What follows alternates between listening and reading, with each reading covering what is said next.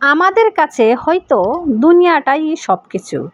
একবারও কি ভেবে দেখেছেন, যিনি দুনিয়াকে সৃষ্টি করেছেন তার কাছে এর আদৌ কি কোনো মূল্য আছে? আসসালামু আলাইকুম, সবাই কেমন আছেন?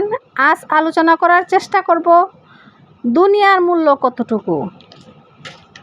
আদৌ কি এর কোনো স্থায়িত্ব আছে?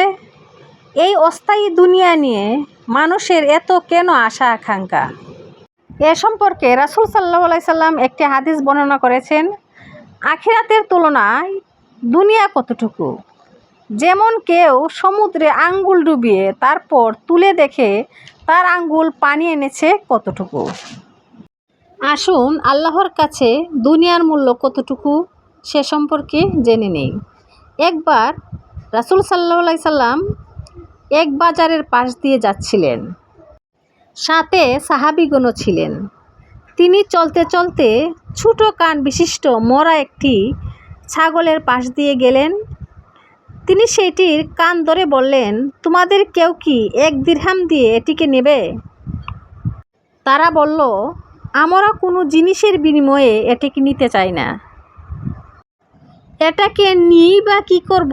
তিনি বললেন, তোমরা কি চাও, এটা বিনামূল্যে তোমাদেরকে দিয়ে দেয়া হোক?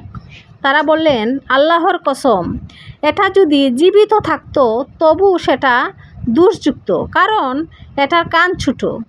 এখন তো সেটা মৃত, এটা আবার কে নেবে?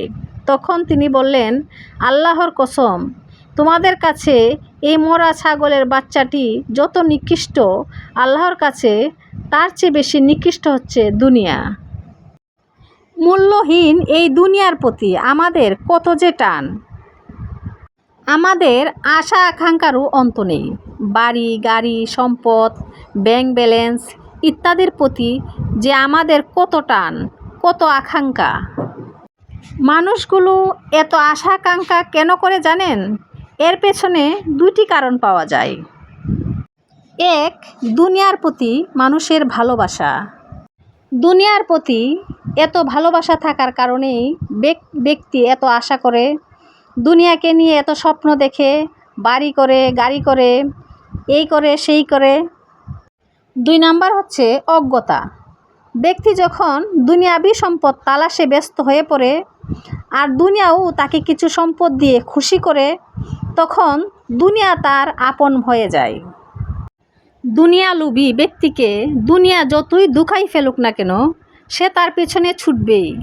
বর্তমানে ছুটছে, ভবিষ্যতেও ছুটবে, কারণ সে দুনিয়াকে এমনভাবে ভালোবেসেছে যেমনইভাবে একজন প্রেমিক তার প্রেমিকাকে জান প্রাণ দিয়ে ভালোবাসে। আল্লাহ তাআলা বলেন, তোমরা তো দুনিয়ার জীবনকেই প্রাধান্য দাও, অথচ আখিরাত হলো চিরস্থায়ী। আজকের ভিডিওটি এখানেই শেষ করছি। আল্লাহ হাফেজ।